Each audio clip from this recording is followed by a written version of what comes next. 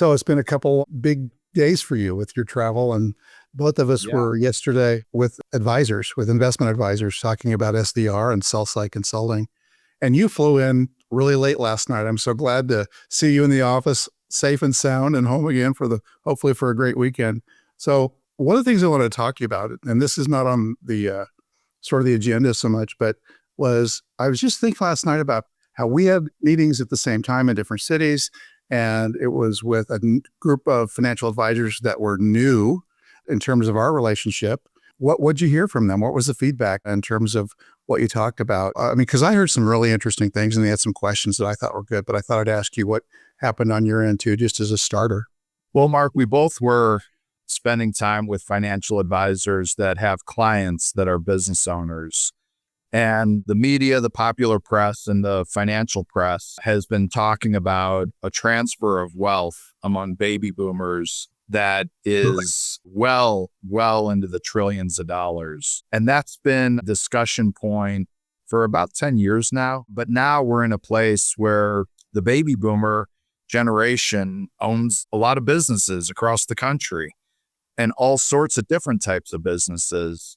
And they are now in a place where they not only want to sell, but they need to sell to really establish that liquidity within their family and across multiple generations. And furthermore, as they are in their late 60s and early 70s, their children are also established in their careers.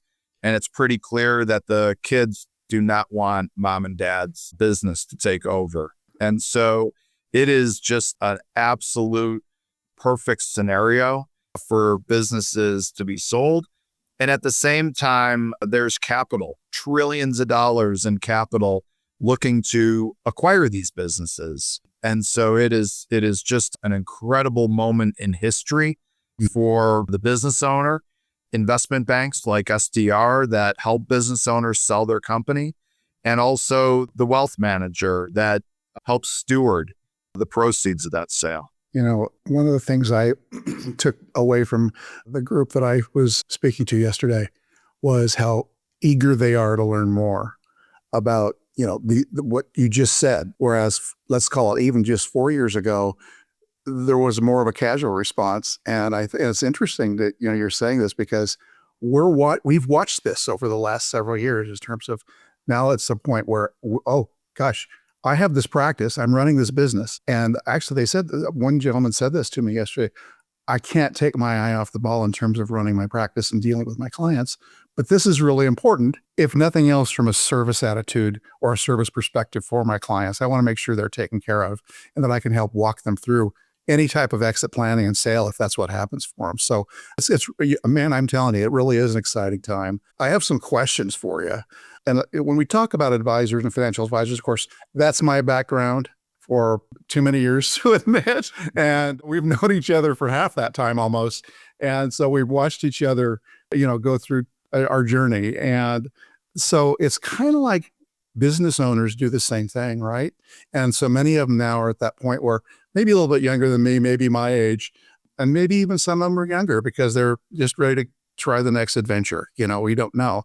But let's talk a little bit and sort of turn the table or switch gears a bit, is probably a better term, to the business owners themselves and the process maybe of what SDR Ventures, goes through in terms of how does it look to them? I mean, you take a look at, you can't just pick up the phone when a business owner calls and say, okay, we'll sell your business tomorrow, right? There are some things that need to be put into place. In terms of time frame, what can owners start to do of businesses, let's say a year, 2 years, maybe even farther than that out, to start to prepare?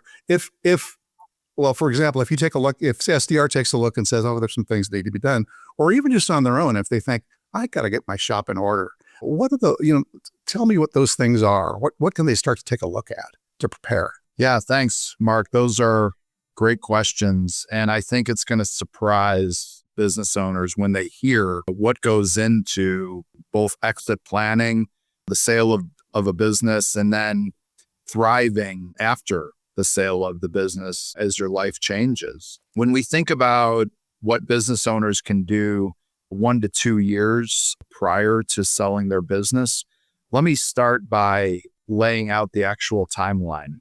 So first of all, from the signing of the engagement letter with SDR to the closing table when the business gets sold, and then the potential terms of the sale, which may include some time after the closing table, just selling the business takes 6 to 12 months, where SDR signs the engagement letter and gets to the closing table. So that is 9 months on average. It takes business owners usually 1 to 2 years to get the business ready to sell. Okay. So that's 1 to 2 years, a year to sell the business. And then the buyer is going to want the business owner to stick around to transition the business. That may be 6 months, but some buyers really want the business owner to roll part of the proceeds of the sale into the new company and stick around for 2, 3, 5 years to realize the potential and the vision that both the founder and the new owner have for that business. And a lot of times that business owner, the second bite of the apple, as it's called, can be greater than the first bite. Well, that is usually much, much different than the business owner's perception that nothing goes into preparing the business for sale. It takes a matter of weeks to sell the business, and then they're going to figuratively leave the keys under the mat and then just ride off into the sunset that day. And that's just not the reality. And so to your question, what goes into preparing that company 1 to 2 years prior? Well, first of all, start with the financials. Oftentimes, a small business owner, business owners in general, may not use or may not have been using GAAP accounting. So their financials may not be consistent with what buyers want to see. The financials themselves may not have even been kept, candidly. Every year, they may not have been producing financial statements. And so you may need to hire a bookkeeper, a controller, a CFO, or a fractional CFO to help you get your financials in order and make sure they are clean and up to the expectation of professional buyers of companies. You want to begin to, as an owner, work yourself out of a job. So a lot of owners, whether it's intentional or unintentional, build a company around themselves. Some of them are surprised to find out that those that acquire companies do not want a company that revolves around the founder. The third thing, and this is going to be a common refrain, is look at your customer concentration. It starts out as a real badge of courage. Oh, I've got this great customer. They've been with me for years. They're huge. And then we ask them, well, what % of your revenue comes from that single customer? And they're like, oh, it's 50%. Isn't that great? No, it's not great if you're someone that buys companies. That's a huge risk from their perception. The other thing that you want to do is make sure that your revenue has been growing over the past few years. And then the final thing is make sure that your profitability or your profit margins over the past 3 years are above industry norms. Geoff, when you take a look at these businesses, recurring revenue, customer relationships, maybe even proprietary processes can make a big difference in valuation, is what I'm guessing. Yes. The things that I laid out make for a sellable business, an attractive business to buyers, and also a business that is going to trade for a premium relative to other companies. That's the name of the game, isn't it? I mean, and that's what SDR does. So, it has It for is. 23 And years. I like to tell business owners routinely, as it relates to your question of preparing your company, when do you start preparing your company? Day one, because every single business sells one way or another. And so every decision you make should be centered around what is a sellable asset, let alone one that sells for a premium. And if that's your North Star on both strategic and tactical decisions, you will consistently make good decisions. That's got to be excellent and sound advice. When you take a look at two businesses, and I think you've just answered the question, but I'm going to bring this up anyway. Two businesses, with similar revenue receive different valuations. I mean, at some point you have to say, okay, these are the things you needed to do.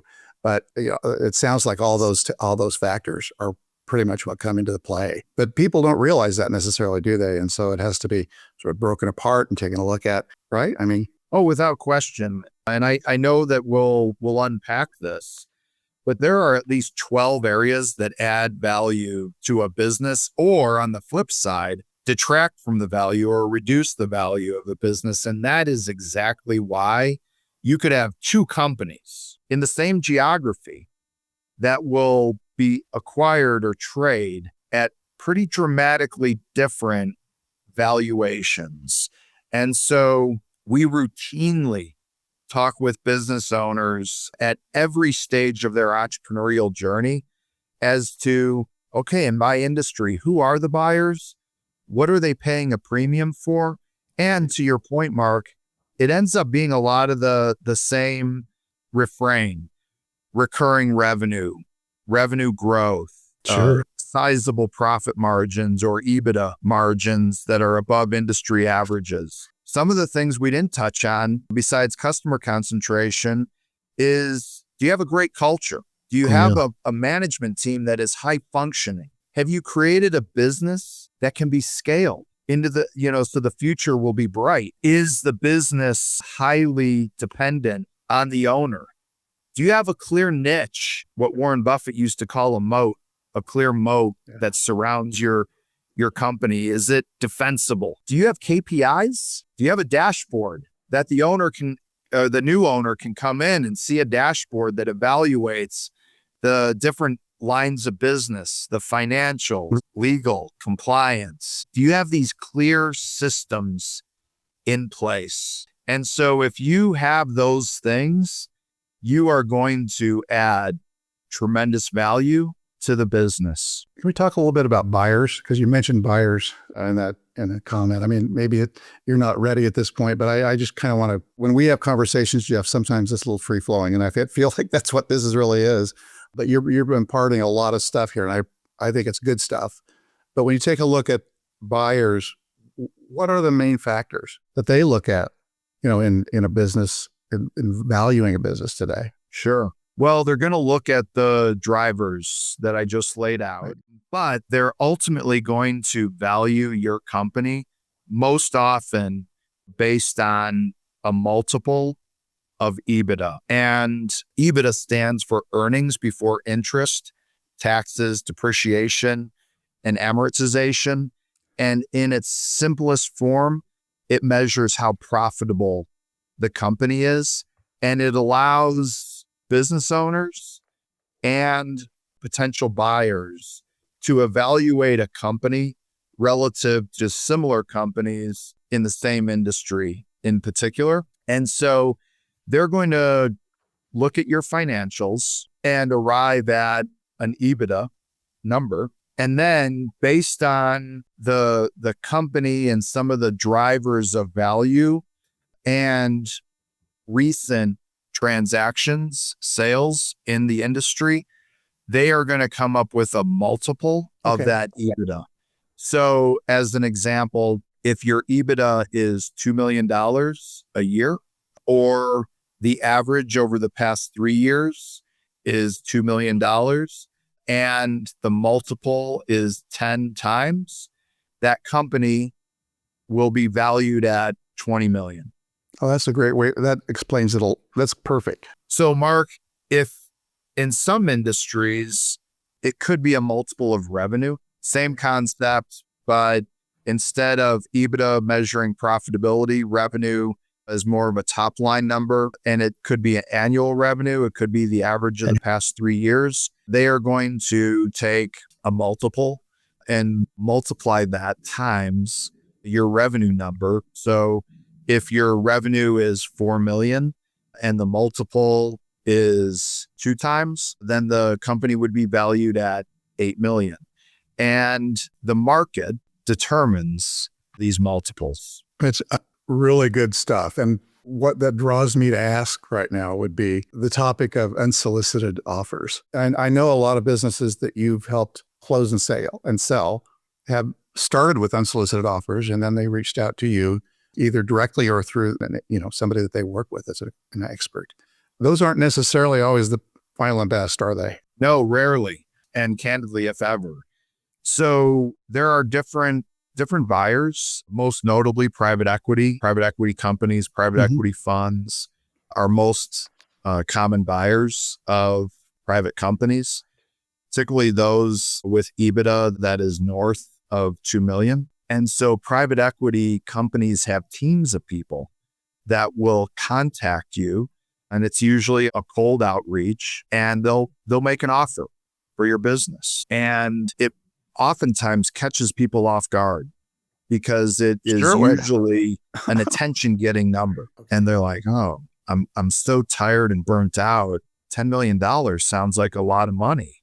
And so that is why we really encourage business owners to work directly with a wealth manager. Sure. So that they have their arms around what it's going to take at a minimum for them to not run out of money. And then ultimately, how does that translate into the after-tax proceeds of the sale of their business? And so a business owner gets unsolicited offers in every industry you can imagine all the time. And we always encourage them when that happens to reach out to us, because this is what we think about and look at every single day, all day. And the best example we can give is a real example, a real case study. It was a vet clinic in South Carolina that got a knock on their door. Offer was made. And like a lot of veterinarians, they were absolutely tired, exhausted, and burnt out. And that offer caught their attention. It was a big number. And fortunately, they called their financial advisor and said, this sounds like a lot of money. What should I do? And the financial advisor said, well, hey, let's call SDR. This is what they think about every single day, and let's get their opinion. And so at no cost, we do a valuation of the company. We do some analysis of the business and the industry. What's driving value? What's detracting from value? Who are the buyers? What are they paying? What are they paying for? What are the terms of deals in your industry? What can you expect from the after-tax proceeds at the closing table, cash at closing? And then how does that fit with your own personal values, objectives, and priorities? Well, the owner of the vet clinic decided that what was best for them was actually taking that business to market and looking for buyers that would actually compete with each other in an auction. And so that's exactly what we do. And it's what we did with the vet clinic. And the result was a sale that was 85% higher than the original offer. And so it's a remarkable number. It's remarkable. Yeah. And so when an unsolicited offer is made, they're really just trying to get your attention and start a conversation. Sure. Knowing that you as a founder and an entrepreneur simply do not have their experience or perspective. So you really need representation, professional representation from an investment bank like SDR. We've talked a lot about wealth managers, and they went to their wealth manager, the financial advisor. If you and I were financial advisors today, and we have business owner clients either in our practice or we have them in our purview in terms of relationships at church or at Rotary Club or, whatever, kids soccer, one of the other parents, and we wanted to start to work in that area a little bit, just sort of reach out and start to develop those relationships. What kind of a team would a financial advisor think about putting together? I mean, obviously SDR Ventures would be a great partner to have, but you'll help bring the other team members to them, right? I mean, those are folks that are going to be objective professionals that you've worked with successfully. Absolutely. And we think about what you're describing as a family office model, where oftentimes the financial advisor is sitting at the center of that, coordinating or serving as a family office coordinator with the family themselves.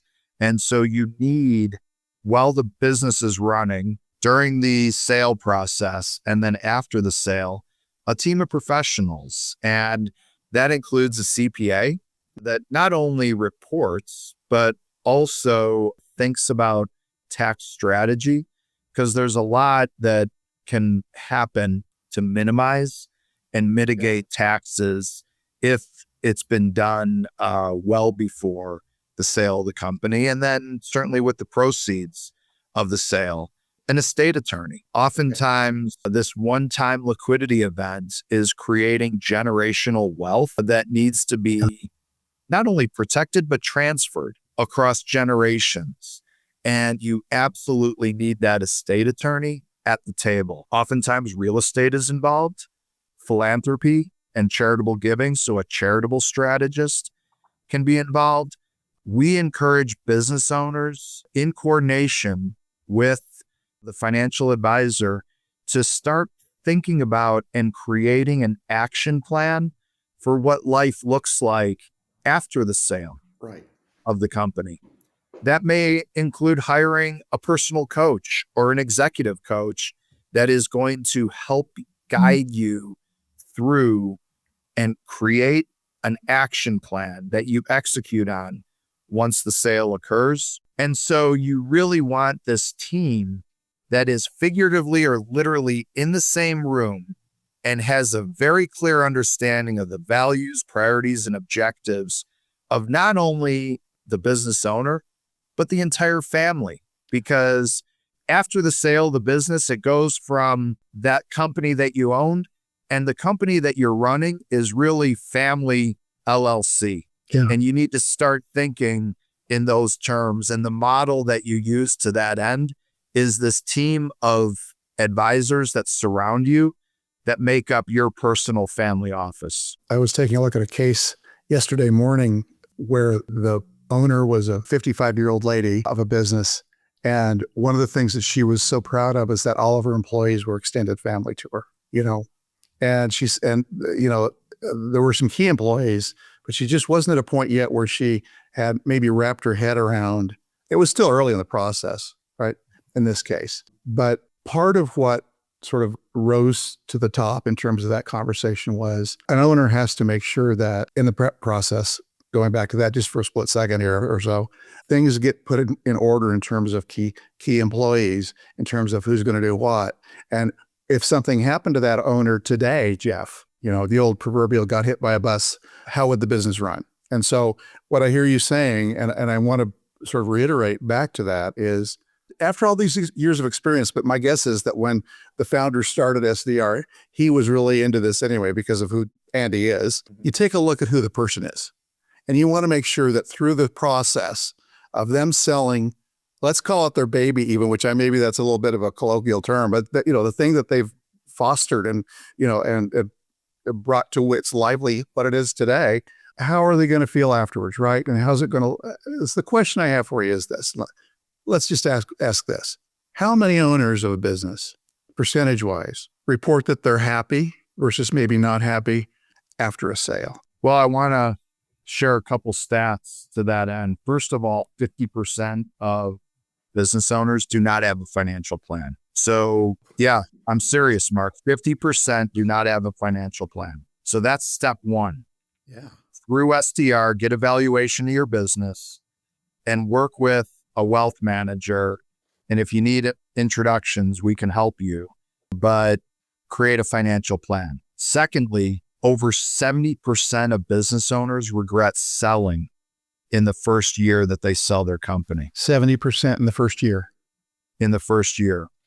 SDR takes this very seriously, and we are relentless about our clients not being a statistic.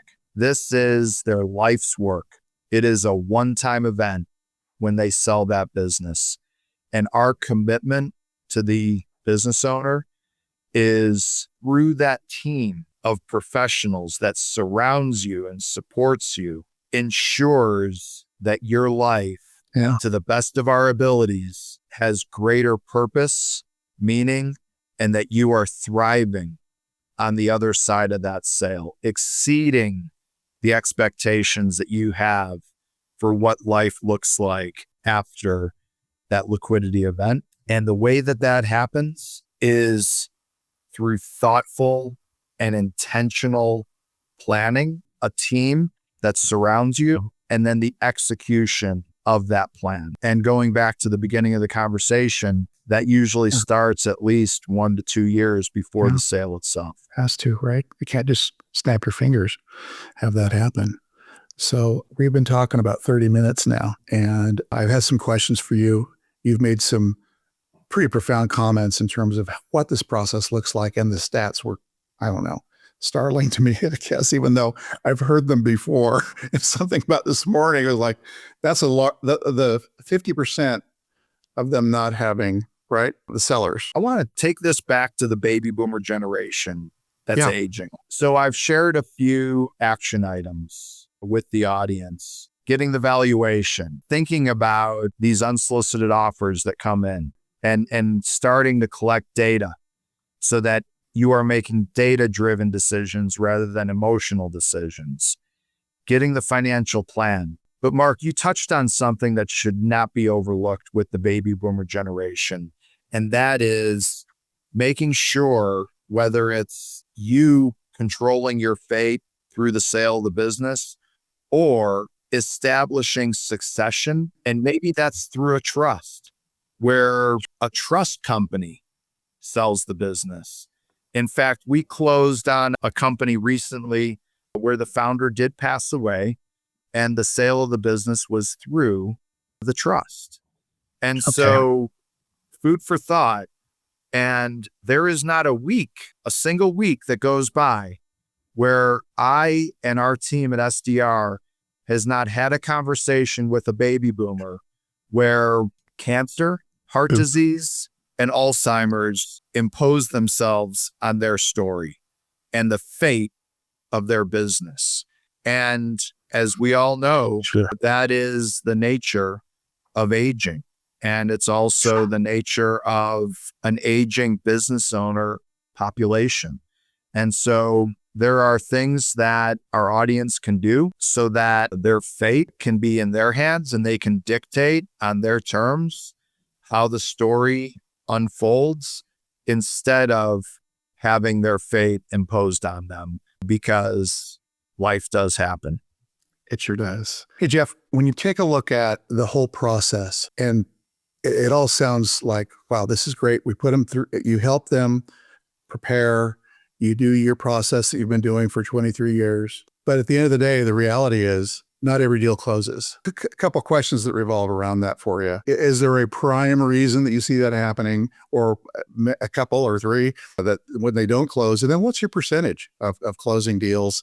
And then let's talk a little bit about, I mean, we don't have to talk about the size of the deals you've done, but I think it's fairly well known, at least those folks that know SDR, that you really serve the lower middle market well. And I think that's one of the reasons that when I first heard the story of SDR, I said, this is a story for financial advisors, because that's their clients. So a lot of questions there, but just wanted to ask, Well, SDR has been serving the lower middle market across virtually all industries across the United States, and in some cases across the entire globe, for over 23 years. We define the lower middle market as businesses that are valued at $5 million in value up to $100 million. And again, across virtually all industries, you name it: software, agriculture, food and beverage, e-commerce, landscaping, CPA practices, wealth management practices, you name companies. That's my pallet favorite. companies. Yeah. Who knew? It's amazing.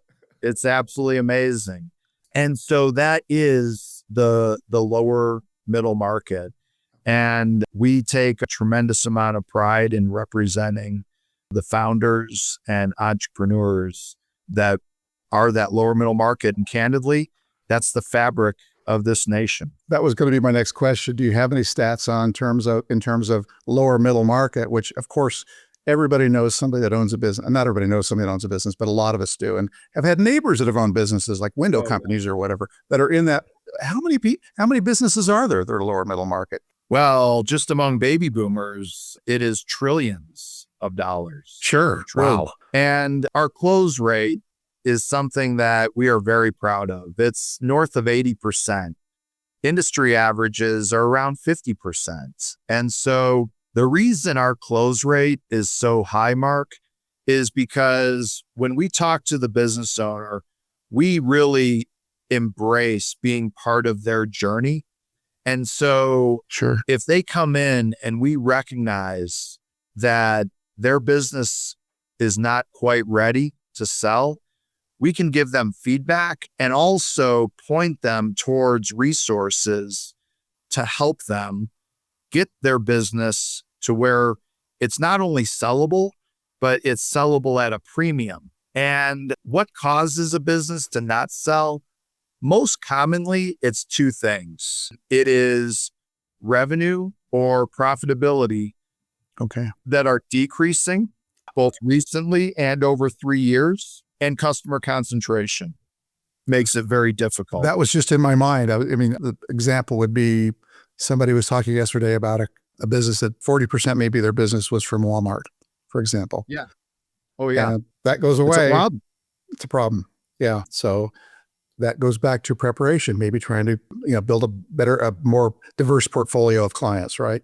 Before you're ready to sell. So I love the fact that the culture at SDR is really about, I always tell people that, and a couple things I want to make clear. First of all, we were talking about private equity a second ago. I don't want anybody to think that I would say private equity is not a good buyer, right? But that seems to be sort of the voodoo doll. I don't want to sell to a private equity. It's Yeah, more of a boogeyman. That's the one. Sorry. Yeah. But that's not necessarily true because not all private equity firms are created equal, right? There are different stories behind each one of them. And as somebody put it very aptly to me the other day, there was a seller that said, I don't want to work with private equity, but then they saw the offer. Right. And so it was like, well, maybe we should talk to them. And so am I wrong about that? Yeah. There's two or three different types of buyers: private equity, strategic, right? Financial, family office type stuff. Private equity should not be viewed as the boogeyman among business owners. It all comes down to alignment of that business owner's goals. And the strategic buyer, the family office, private equity, they all have objectives that they are trying to meet. And a big part of what we do at SDR is deeply understand the business owner's values, objectives, and priorities, and present different options and leave no stone unturned. Present different options of potential buyers that are going to be aligned with that business owner and their families' objectives, priorities, and values. So this goes back to talking about buyers, private equity, strategic. Give me an example of a strategic buyer. Sure. What would that look like? One of my favorite stories is a business we represented called Kenny's Key Lime Pies. Kenny started making pies out of his apartment in Atlanta. And he got to the point where he was one of the largest producers of key lime pies in the country, and realized that he wanted to sell the business. He had family members working in the business. There was some real estate involved. He was a luminary and an incredible name within the community. And he did not want to change the location. He wanted to make sure that the real estate was advantageous to his family in the terms of the deal. Mm-hmm. He wanted to make sure that both the family members that were working within the business, the culture that he had established, and the team were cared for. Sounds like a great guy. Amazing guy. And he is the common business owner across this country. When you said it earlier, and it's very true. I mean, that business is a child. It's a baby to these business owners. And so in the case of Kenny, a strategic buyer could be a company like Sara Lee that was going to acquire Kenny's Key Lime Pies. And it was no longer going to be Kenny's Key Lime Pies. It was going to be Sara Lee. And they were going to move operations and completely, Hmm. change, but they were going to pay a significant amount. And Kenny and his family, they would be pulled out of the business, and likely the culture would change to reflect their elite. None of that is wrong, good, bad, or ugly. It is just one flavor of a potential buyer.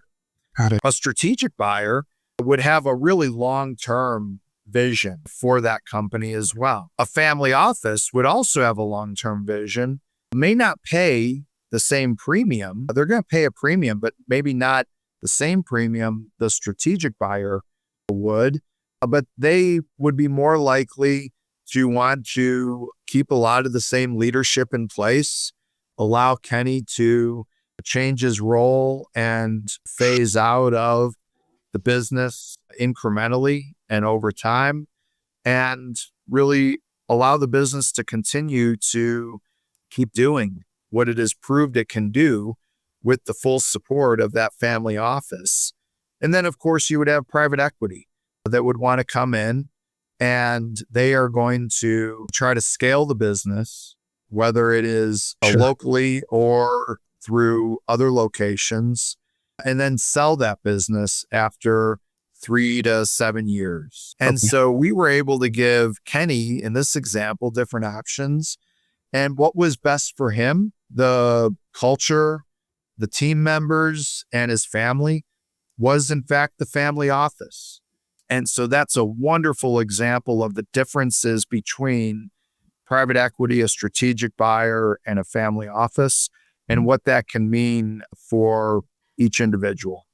Sure. Wow. That's, when you take a look at it, first of all, can I buy one? You can. They are in your local grocery store. You can find them. We're both gentlemen from the Midwest. We enjoy our food. That's right. Okay. So Kroger. Yeah. Cool. Oh, that's a great story and a great example. And I'm sure you have a lot of them over the last, 2 decades plus. If you take a look at selling a business, most things in business have a cyclicality to them, right? Not just M&A activity, but also industries. In terms of timing, is there a best time to try to exit, or can you time it? I mean, I've been in the financial services industry for many, many years. And one of the things one of the words that's verboten is timing. It's yeah. So, but maybe there is a good time to sell. And that is, similar wisdom for business owners. Okay. It is difficult, oftentimes impossible, to time the sale of a business. Okay. And that's why I go back to our advice to create a sellable asset. And then when the Sure. time is right for you, the company, and your family, you have created a sellable asset. But always put yourself in the shoes of the buyer. What do they want? What are they looking for? How are they evaluating Sure. companies? And in very simple terms, buyers look at a company based on past performance, usually the past 3 years. Okay. And then they are also looking at what is the future potential, particularly under their ownership, to grow, scale, and realize the full potential of this business. And in the case of private equity, that may be over 3 to 7 years. For a strategic, it could be indefinite. And for a family office, it could be more indefinite as well. But you want to put yourself in the shoes of those buyers. And we like to think about this and communicate it to business owners with the imagery of a clock. And so a lot of business owners, Sure. whether it's intentional or unintentional, they want to sell their company at 11 p.m. or midnight, Right. because they had spent a lifetime building this. In a lot of ways, it's their identity, and they struggle to know, and they're fearful in many cases as to what will their life look like after the sale. And then a lot of times they get that business to a point where it's really profitable, and they're thinking, well, my goodness, I've spent a lifetime getting the business to this point. Why would I stop now? And it feels like the music's never going to end. And we know that that's just not true. Things happen that are out of our control. And so you really want to bring a business to market and sell the company when the hands of the clock are on 8 or 9 p.m. Okay. So there's strong past performance, and it's clear to the buyer that there is a path to going from 8 p.m. to 11 p.m. with that buyer's help and resources. And so we really encourage business owners to have a conversation with us and get a clear sense from the buyer's perspective. Where is your business on the hands or the face of a clock? Sure. And what can you do about it? The other thing that happens to business owners, the business intentionally or unintentionally turns into more of a lifestyle business. And I talked about your revenue and your profitability increasing. Sometimes, especially among baby boomers, it's a great lifestyle business and their revenue hasn't changed in 10 years. Yeah. I'm not saying that's impossible to sell. It's definitely more difficult. It's just and more difficult. It won't trade at a premium. In my industry, financial services, one of the things that's sort of held well for me in terms of my standing is the putting people first. Right. And I've got to tell you that's, when I first heard you talking about SDR, I started to get the sense that that's what you do. And now that I've been, able to help when I can, and thank you so much for that opportunity. I've enjoyed so much of the conversations we've had, and this one as well. And, we were, just for those watching, that we were friends before this, we remain friends. And that's, to me, very important, and you're valuable to me. So when you take the one thing that you said is that all businesses will sell. The other thing is we talked about, people, not unlike their businesses, a lot of folks don't like to talk about their own demise, right? I mean, that's a very difficult conversation. That's why, to me, somebody that has those conversations or should be having them with the business owner is a wealth manager, and they probably are. So I feel like, if I was a business owner, I might not have very many trusted resources in terms of advisors, but chances are that if I have a wealth manager and I've had them any amount of time at all, that they are a trusted advisor. So I think putting them in the driver's seat, quarterbacking, coming to you, helping them put together a team in a marketplace that is getting ready to bring out, what's the saying in terms of what's happening, the silver tsunami? The baby boomer transition of wealth. My favorite is referred to as the silver tsunami. Yeah, heard you say that. So after 23 plus years and dealing in the lower middle market, all kinds of industries, I really do think that you are very well situated to have conversations with financial advisors. I've asked you some questions today. Anything that I've missed that you want to talk about or that I haven't asked? Well, one, we talked about EBITDA. We defined EBITDA. There are common mistakes that business owners make when they themselves are determining what their company's worth. And oftentimes, some of those mistakes start with just conversations that they have with industry colleagues, friends at the country club that say, hey, I sold my company for X. And then immediately they conclude, well, if you sold your company for X and that was your multiple, then surely I'm going to get the same thing. Yeah. What they do not consider, first of all, is it's not a fair comparison. You're oftentimes just convincing yourself of what you want to hear or believe. But secondly, it's never acknowledging what's called the structure of the deal or the sale. And so when you unpack that term structure of a deal, it includes things like the cash at the closing table. And then even furthermore, you need to acknowledge what is the after-tax proceeds of that cash. Secondly, it could include an earnout. And so you may get 70%, 50% cash at close. And then The buyer is going to say, okay, I want to pay the other 30 or 50% based on what you told me you think the business can do in the next 3 years. There could be a note carried by the seller, also very common. And so what notoriously happens at the industry conference or the country club or the kids' soccer field is, oh, I sold my landscaping business for 10 million. Well, what they're not telling you is 5 million of that was cash at close. 2 million was a note carried by the seller. And the other 3 million was based on an earnout, on revenue expectations, goals, and objectives.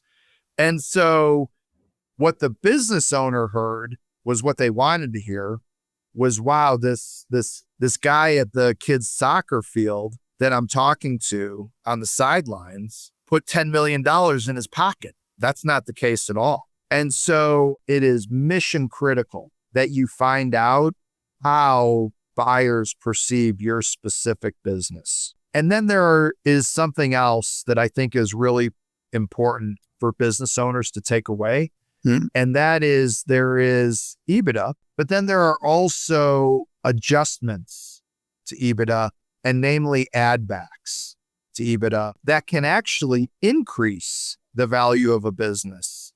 Add backs to EBITDA remove a lot of non-recurring personal and discretionary expenses that are not just core to the operations of the business. And that includes compensation to owners that's above market. So they're paying themselves a salary that's above market.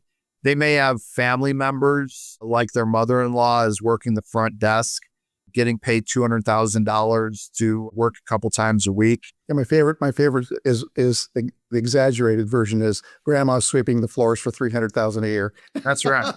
Which is a joke, of course, but that makes sense. And they are exaggerations to make the point, but they still make the point.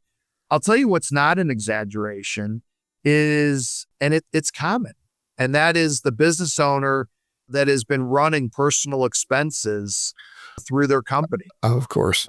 The country club, cars, even boats, second homes, you name it. They're running it through the business.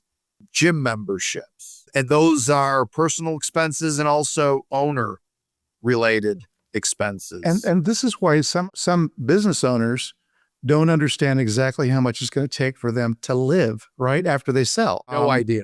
Right. And that goes back to the wealth manager, Mark. Right. And the wealth manager's comfort level in actually talking about the demise or the life expectancy of the business owner, one, because ultimately what they're trying to solve for is make sure I don't run out of money before I pass away and make sure I'm not a financial burden on my family. But that also goes to how much do I spend month in and month out? And a lot of business owners turn around, particularly once the business is successful, running a lot of their expenses through the company, but also with pretty significant budget and personal cash flow. And so the conversation with the wealth manager is make sure I don't run out of money, make sure I'm not a financial burden on my family, and also make sure that the proceeds of the business and how it's invested mirror what my cash flow and budget is currently, because I don't want to change my lifestyle, nor does my spouse. It's a difficult thing to do. Oh, it's part of the magic. It's part of the magic of having the wealth manager in this conversation, but it's also part of the magic in ensuring that that business owner's story is not a statistic that 70% or more business owners regret selling in the first year that they sell. Well, that's a sad number. I mean, and then I got to tell you that that trusted advisor can really help, as well as SDR, through that process. So if you were like, if I mentioned this a little bit ago, and I'm going to sort of step back to it, and that is, if we were financial wealth managers, financial advisors, and we'd been watching this today, what would be our first step? What would take a look around, see, I mean, we have business owner clients or not, but if we do have them and we start to have those conversations, maybe what would we say to their business owner? I mean, what's your plan, right? I mean, so Mark, the first step is working with SDR to get a valuation and some baseline analysis on the company. Second step is to plug that valuation into the financial planning software. Got it. And then have a conversation. Maybe it includes someone at SDR, maybe not, about the financial plan for that family across generations. That's step number one.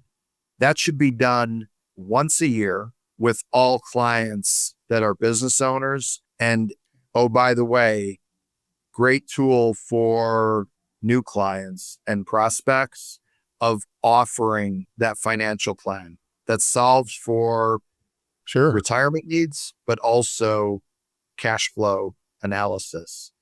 The second action item for wealth managers is to start to assemble that family office model, that team of experts. Yeah. At a minimum, SDR, the estate attorney, and the CPA that is well-versed in strategy. So get the team established and get them in the same room, talking to each other and understanding the financial plan and the values, priorities, and objectives of that family, of that business. Sure. The third action item for the wealth manager is asking about the unsolicited offer. If you're doing quarterly meetings, I would ask them on a quarterly basis, hey, when was the last time you received an unsolicited offer? And then they'll tell you that it was just that week. And then the next thing that you say is, what do you do with that? How do you process that mentally and emotionally? And they'll start to unpack it. And then the door is open and you say, you know what? We have a partnership with SDR and they think about these things on a daily basis. Let's get their opinion. Let's hear how they view that offer. And again, the conversation starts. One of the beautiful things about the financial services industry over the last decades is that wealth managers now realize more than ever that they have to have a team of professionals to bring to their client base. And, you know, I've often told you that when I first started in the industry and I was taking my Series 7, I felt like I looked around the room and I felt like I was the only person in the room that didn't think that I was the smartest person in the room. So today's generation, and that also includes the seasoned advisors, they don't want to know everything, but they do want to have a trusted resource and a trusted partner like SDR. So I love all that. And that makes complete sense. You know, what else can we talk about today? What else do you think is important to impart to your audience? Because this has all been a lot of info, valuable stuff. But if we've forgotten something, maybe now would be a good time to try to bring that up. Otherwise, Mark, I'll close simply acknowledging that business owners are unbelievably busy. The demands on their lives are incredible, and they carry the weight of the world on behalf of those that they employ, and they take it very personally. Oh, yeah. They carry the weight of the world on the customers and clients that they serve. None of that is lost on myself or us at SDR. We do not want paralysis by analysis or using hope as a strategy. So we encourage crawl, walk, run. What is the first step you can take? It's the same step you can take with the wealth manager. Get a valuation of your business, regardless of where you are on your journey. Allow us at absolutely no cost to tell you how professional buyers view your company and what your company is valued at. And then from there, begin and continue to create a sellable asset that sells at a premium. And once the conversation starts, we can help you. And certainly the wealth manager can help you with this integration or this Venn diagram that is your personal life and the company itself, because they are intertwined. And our team hopes that you take advantage of SDR and the resources that we have to help you get from where you're at to where you distinctly and uniquely want to go. Good stuff. Really good stuff. Thanks, Geoff. Thank you, Mark. This has been wonderful.